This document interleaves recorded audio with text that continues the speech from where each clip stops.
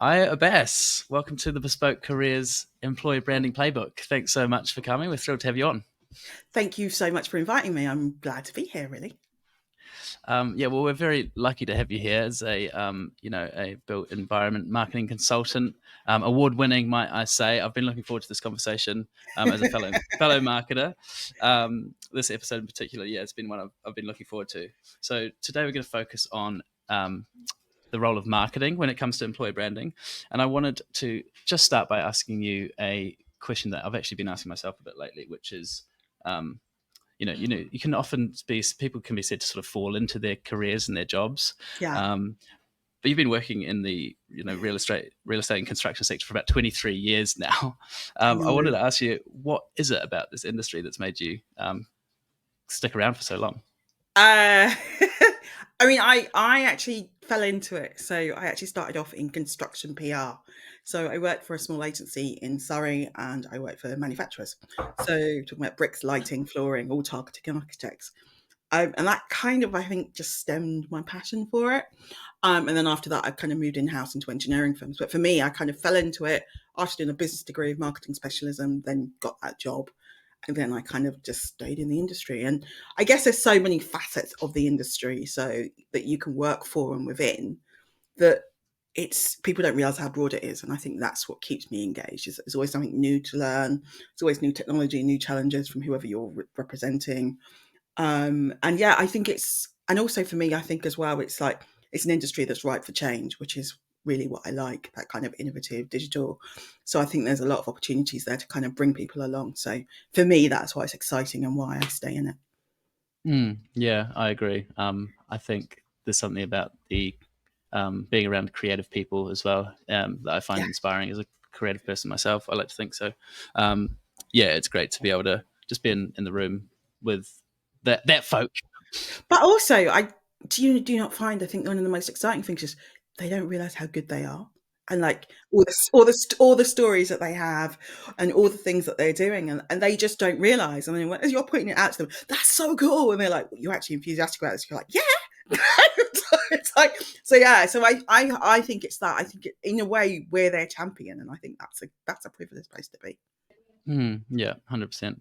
Like I said, this episode is going to focus around the marketing aspect of employer branding, but I did want to start by asking every guest the same question, which is, what is an employer brand? I mean, it's a relatively not new term, but I think it's something that's getting a lot of traction recently. I think a lot of people are kind of still getting their head around it.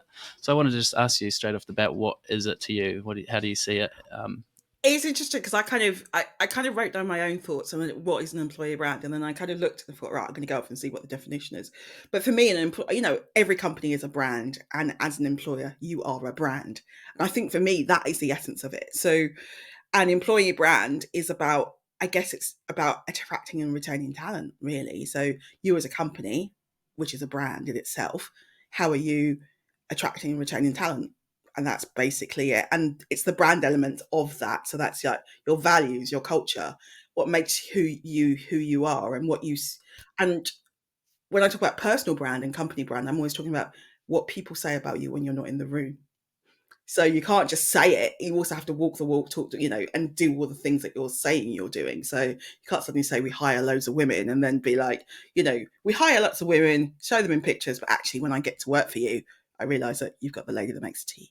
So it's all of that. And I think that's that whole brand thing and why it's so important. It's who you are as a company, truly are, I think. Yeah, I agree. Well, I've had one person describe it as that feeling your employees get on a Sunday night before going to work on a Monday morning, which I think is quite a nice way to put it. That is kind of quintessentially what a brand is, isn't it? It's not a But logo. it's a It's not. two-way process. So if you're pushing out stuff and you're not actually delivering on that, people will know. Mm, Your staff will say to their friends, actually, it's not true.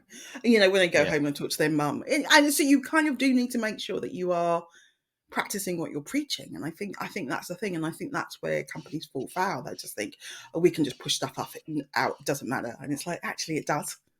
It really does. And, you know, it's a two-way process in hiring and all of that. So yeah, you have to kind of be mindful of that. yeah. I'm going a little bit broad with the question here, a Go little bit on. open ended, but we've talked a little bit about walking the talk, but how do you kind of see the role of marketing? Because I do think it gets overlooked when it comes to employer brand. I think a lot of people think about employee advocacy, referrals and things like that. But how can we as marketers help elevate an employer brand within architecture I and think design? it's a really interesting one. I know when I worked in house, it was that kind of thing of, does the employee brand sit in the HR department and people function, or does it sit in marketing? And that's often, especially when you look at large companies, it's one of those areas which is a real grey area. But I think they've got to work in tandem, because what businesses are about people at the end of the day. So how do you as a marketing team really convey the values and the culture of your organization in terms of how you are marketing yourselves externally, but also internally? So I think there is a huge overlap between HR and marketing together in terms of employee brand, employer brand. And I think that's the important part. It can't just be one or the other, and it's not just a marketing thing, and it's not just a HR thing. You've got to work together. Yeah. Do you see marketing as kind of including internal communications? Do you see that as part of the job or not really? Do you know what? As I think for smaller companies it has to be, because you're not going to have a huge team. But for larger companies, internal comms is a specialism in itself. There are agencies now that specialise in just doing employer brand. So for larger firms, so there's more and more specialisation happening, and there's more and more best practice and ideas. So I think it depends on your firm, the size of the firm, and your resources, but as to how you break it down. But you do need to know that there are people that specialise in these areas for a reason. Yeah, I think one thing that's a great answer. I think one thing that we like to think we're pretty good at as marketers is communicating and figuring Yeah, out the ways to talk to people that resonates. And I think companies do need to consider that when they're doing their internal comms. Whatever it yeah, might be, it's the way they're talking to them. Who's your audience? Who are your employees? What are exactly. their values? What are your company values? And I think, yeah, as marketers, especially in the small companies, like you said, we there can be a role there for us to play, because I think it's something we're good at. Yeah, exactly. But I think as a firm gets larger, then I actually do start to bring in an internal communication specialist, because they'll be worth their weight in gold, and your people are, they're delivering your service ultimately. So yeah. Yeah, definitely. So let's talk about a couple of tactics then when it comes to marketing. I wanted to start with the big one, social media. How are you seeing architecture and design practices utilize social media to build their employee brand, and what are some recommendations you might have? I guess, like, I'm just thinking of the past, like, employer brand. You say, oh, we have a pool table, you get this amount of holiday, which you get normally anyway, bank holidays and all that kind of stuff. And I think we've moved on from that. And I think it's much more about who we are as an organization at our heart. So that kind of employer brand, our value, our cultures, what we believe in, things like we do 4-day work weeks, the process that we work to. And those are all stories that you can share, which are of interest to both clients, but also of interest to potential employees. And I think that kind of thing is really opening a door on who you are. And I think that's the message and story that people need to get across. And I think as well, not being afraid to kind of share the stories of your employees, a day in the life. This is what they do. This is what they enjoy. These are their beliefs. This is why they joined. And building that into your overall kind of social media output as well. So not just talking about your projects, but actually showing your people. And that gives people an idea of, this is what a day in the life is at this practice. But I think that's a really important, is that you kind of want to demonstrate what matters to you. If you're doing social value, if you're out in the community, showing who you are as a firm, and really telling that story. Yeah, maybe to backtrack just a little bit, is the maybe before we're even getting onto the social media, utilizing those tactics, we really need to crystallize who our audience is and who we want to attract to the firm. Yeah. So I see some examples of, you know, there's practices who might be male dominated, and you go to their join the team page on their website and you see lots of women around, and it's because they're calling out, this is the kind of people we want to work with us. So it's kind of crystallizing that stuff, and that's a really obvious example, but I wonder if you could talk to us about how you can find your audience, and then once you've found them, how to kind of find the voice to be able to resonate and connect with them. I think there's a piece, isn't there, before, like you say, there is a piece of understanding what your needs are as an employer going forward, and what levels you're going to be looking to attract, and what type of people, I guess, and doing that pre-work and that kind of understanding. And I think if you are looking to have more diverse workforce, then what can you be doing in terms of your communications in support of that, and actually start kind of brainstorming those ideas. And like you say, it's like, actually, if we're looking to attract more, say, females into our organization, but it's also looking at it not just as in the social media aspects, but actually, what do we need to do as an organization? So what do we need to do as an organization to attract more women and retain the ones we have? But then also, how can we communicate the progress that we're making as an organization in what we do in terms of social media? So I think there is that kind of thing of, it's not just the optics, but actually, are we doing what we're doing in the background? So it's how you tie it all into a bigger thing. So I think there does need to be a lot of thinking about, we've got a graduate program we do every year. Actually, what will they need for that campaign? And not just at one point of time, but also, what can we build in social media throughout the year so that we can keep those graduates on board and enjoying our social media, so that when we do recruit and those doors are open, they're there already. So it's looking at it in all these kind of different ways. But I think that a lot of that is kind of sitting down and going, what are the audiences we need to communicate with as an employer? Yeah, that's such a great answer. I'm excited to talk to you about this next one. This is content marketing. It's something that, yeah, I'm a big admirer of you in this department. Your podcast, the Built Environment Marketing Show, is that what it's called? It is called Yeah, that, yeah. it's fantastic. Yeah, love keeping up with that one. And I mean, you're great on LinkedIn as well. That's where I first came across your work. But can you talk to us a little bit about content marketing, and the you could yeah we could talk a little bit about marketing in general, but sort of if we can focus on the employer brand as well. So I think when it comes to content from an employer brand perspective, I think there's a lot of parallels, and that's one of the reasons I think there is, because I like, for example, in B2B marketing, we say that, like, when businesses, well, they're only probably in the market to buy 5% of the time, and 95% they're not ready to buy. So how do you keep them warm? And I think it's the same with a candidate. I might be looking for a job in 6 months' time. It might be in the back of my mind right now, but it's not something that I'm actively seeking. So it's like, how do you kind of still share content that still attracts me to your organization, still keeps your organization in front of my mind? So I think when I am looking for that job, definitely want to work for that company.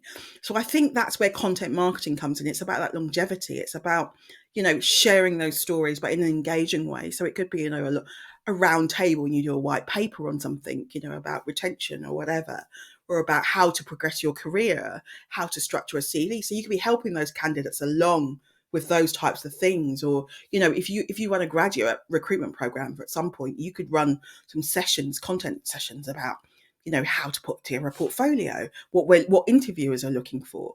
And those are all useful things where lots of students will come and flock towards your social media, because you're giving out free advice and content, and you're building that relationship, and they can get to know your company and your people. And that's a relatively low lift for that day when you do need to open your doors and employ. So I think it's about longevity and thinking those audiences, how do I get them engaged and keep them engaged? And content marketing is a great way of doing that. Yeah, yeah, it's a great point. You've reminded me. We recently had a portfolio surgery Yeah. for Bespoke, and I've been working here for a year and a half now. I've done a whole bunch of events. I've never found it easier to fill a room than for that. So there's such an appetite out there, especially with the student and graduate community. So Completely. yeah, And they're new to this. They're new to this, and they're all competing. And that's hard. And, architecture is such a competitive industry. So to actually have somebody to sit there and go, this is what we look for as a recruiter, this is what we look for as an employer, and like be able to go, I hadn't thought of that. And I think that's the stuff where you can actually get people to just join, and they'll sign up for it. They'll join your list. They'll come to your offices. You can start building out your own kind of contacts and an email list, so that when you do go live, you've already got an audience. It makes it so much easier. yeah. In your work, do you deal much with events? Is that something that people are engaging you for? Sometimes, I mean, I don't do tons of events. I like working from home, but now and then I will do events, and there'll be. I mean, I'm more of a fan of like creating a kind of 30 people in the room who are the right people. and getting that kind of level of engagement. And I think that's what people really crave. And it doesn't have to be a big thing. It can literally just be some sandwiches at the back of the room. This is what we're talking about, come along. But but then I also am a fan of online webinars and things like that, which again are a similar structure. But again, you can just get people to kind of really buy into that. Yeah, so events, I think there can be a lot of leg kind of lifting and a lot to do, but they can also rewards. But I would say the one thing I always say is record it in some way, shape, or form.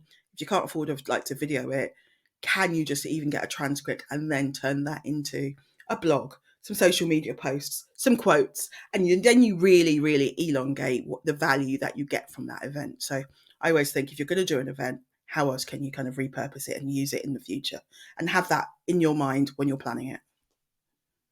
Yeah, I couldn't agree more. Actually, when I came into Bespoke, I was much more focused on the digital marketing side of things, Yeah. and um, I've sort of been exposed to events in the last year and a half, and I've found them just to be so valuable. And like you said, repurposing them, filming them, is awesome. But yeah, I mean, you can get 10,000 impressions on a LinkedIn post, but I think meeting 10 people in real life is actually just as valuable, if not more valuable, for your brand. So it's really important to strike that balance. And I think as Yeah, well, and I think go on. it's the two together. It's the two, they work together Yeah. now. And once you get that, it's so much better. Yeah. Yeah, I mean, it's probably too early to say this, but I do get a little bit of a sense that there's, yeah, people are just craving those in-person They are. relationships, kind of with all the digital stuff that's going on. So I think that's a way to really stand out as well, because a lot of practices aren't doing too much in that space. Well, they are. I mean, they are, but I think that the events that they're doing are more like come and have drinks at our office. Coming, like it's like it's 10 a penny.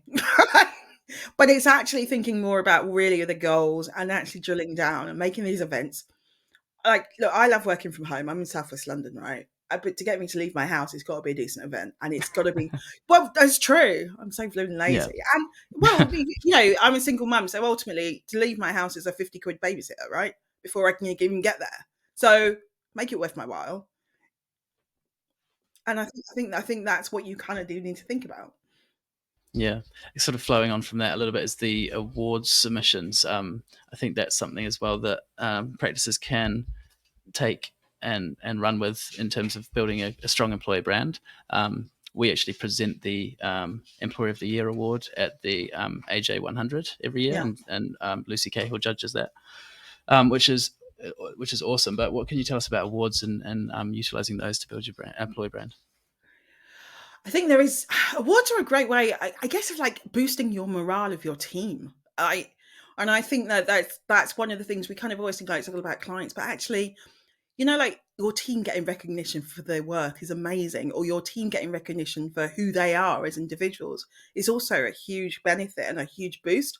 And so I do think awards are useful for that. But I think it's like walking the talk, making sure that what you put in an award entry is actually what it's like as an organization, all of that kind of stuff. But I do think it's a good way of people realizing how good they are, how good their employer is, and actually having to kind of crystallize that into an award entry is actually it's a really good marker and a really good way of recognizing who you are and what you do. And I think if you as an employer do win an award, it's a great way, have it on your website, share it everywhere, put it in emails, use it in your bids, really kind of share that out there that, we've won this and this is because, and it just, again, it's like third party endorsement to reinforce what you are like as an employer. We're not just saying that we're good at these types of things, we are a great employer. And look, AJ said that as well. And I think that's powerful. It's not just you. So yeah, I do think awards do work, but again, it's like anything; it's got to be authentic, really, isn't it? Yeah, absolutely. That's a great perspective. I hadn't really thought too much about. With the sort of wanted to come towards the conclusion now and finish with something about sort of measuring and analyzing, and trying to figure out whether or not the work you're doing is having an impact. And what can you tell us about that? And how have you seen practices kind of use their insights to actually attract staff? Might be their diversity metrics or things like that. I think it's that thing, isn't it? And I like data will tell you one thing, but also I think there's also a role for kind of anecdotal feedback, when you're out and about and people say we've seen your posts, or when if you're interviewing people, you can ask how they heard about your firm. That's a great metric to use. If they go, actually, we follow you on social media and things like that. So how did they hear about the role? How did you hear about the firm? And, all of that kind of stuff could also be a good way of measuring, not just the numbers. But I think employer brand is a bit of a weird one, isn't it? Because it's how do you measure it? Because recruiters tend to have the most connections of anybody on LinkedIn because people are connected with them. But I guess it's also that thing of it's kind of tied into your wider marketing and brand mix. So I think it's actually quite hard to see a difference. But I think so that's why you'd need to have quite a broad brush of what things you're measuring. So it could be impressions and all the kind of usual marketing metrics. But then I think there is also that thing of asking candidates, actually, how did you hear about us to come for this interview and things like that? And are you following us on social media? And just ask them what channels they're using or where they get their news from, about employers and things like that. So I think it's not clear. It's quite muddy. Yeah. Do your best, basically. Yeah, it is. I don't think it's not a black and white one. You can't go, that person definitely came via this. And I think because employer brand is like building a brand, it's a much more long-term thing. I mean, I guess you could do annual surveys in terms of awareness with candidates every year or something, but that could be quite costly. So I think there's stuff you can do, but I don't think it's the easiest to measure. Okay. Couple more questions. I wanted to ask you, I want to make these episodes really actionable for employers. So what's something an employer could do tomorrow to build their employer brand? Start a little mini series interviewing their employees about their Love jobs. it. That's perfect. That's so easy. But have you seen the micro interviews that people do where it's like 3 or 4 questions and they're just little carousels and you put them on LinkedIn? They're brilliant. I love those. Like just quick, why did you get into engineering? What do you love about your day?